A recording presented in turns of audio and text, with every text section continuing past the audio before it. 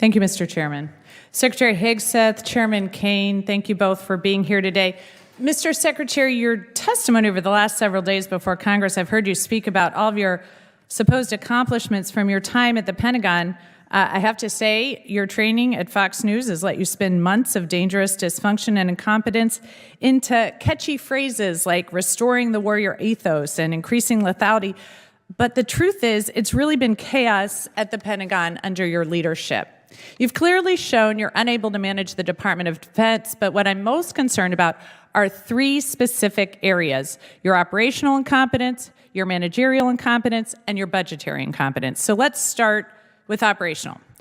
According to news reports, in your first week on the job, you got confused in a National Security Council meeting and thought President Trump wanted you to stop all aid to Ukraine.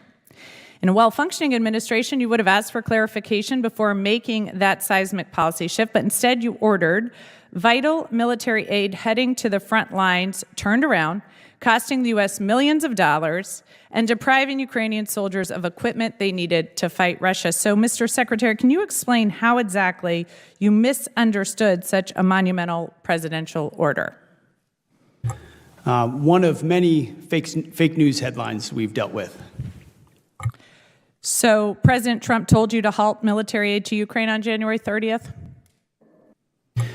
As is often the case, highly ideological and very ill-informed reporters love to speculate about things they know nothing about in order to spear President Trump and myself. So it sounds like actually the reporting is correct, because I will say, if it wasn't a mistake, why did aid restart only a few days later? Again, we would take complete issue with what would some call reporting and others call a hatchet job. So why did aid start just a couple days later? I'm saying the reporting is inaccurate, ma'am. I don't think that's correct. So let's move on to your managerial incompetence. I think we can see why you misunderstood the president, because you're obviously misunderstanding my questions. Less than a month into the job, you fired the chairman of the Joint Chiefs, C.Q. Brown, and the chief of naval operations, Lisa Franketti, without cause. And to this day, you still have not provided an adequate explanation for removing them. As far as I can tell, you fired C.Q. Brown because he was black and Lisa Franketti because she is a woman. So nearly 4 months later, we still don't have a new nominee for Chief of Naval Operations.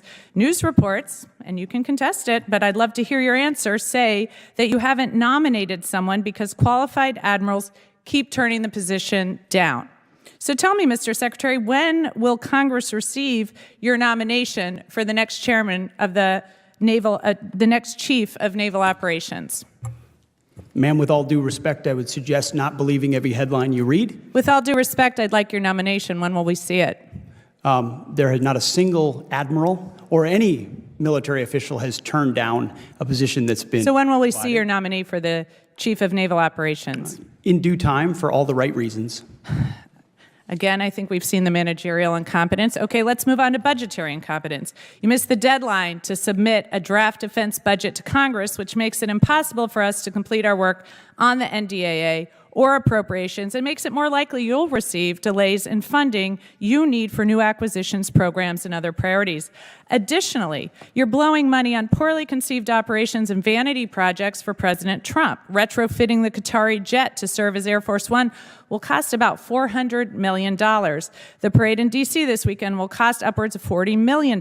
Your bombing campaign in Yemen cost about $1 billion, and a week later they were having missile strikes in Israel. Your operations in L.A. will cost tens of millions of dollars, and you claim to be cutting costs at the Pentagon, but all I see are wasted dollars better spent addressing our most pressing threats like China. So, Mr. Secretary, what priorities have you cut funding for to pay for these projects?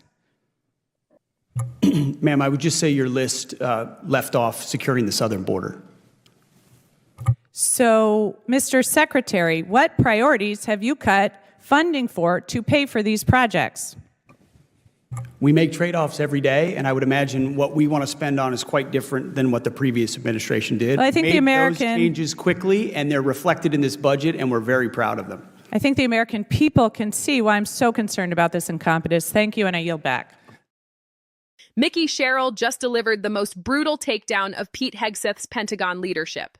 The Navy veteran systematically destroyed the defense secretary over operational, managerial, and budgetary incompetence. But the nuclear moment came when Sherrill accused him of discriminatory firings.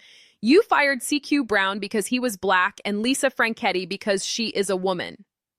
Hegseth had no answer. What she revealed next about admirals refusing to work with him will shock America forever.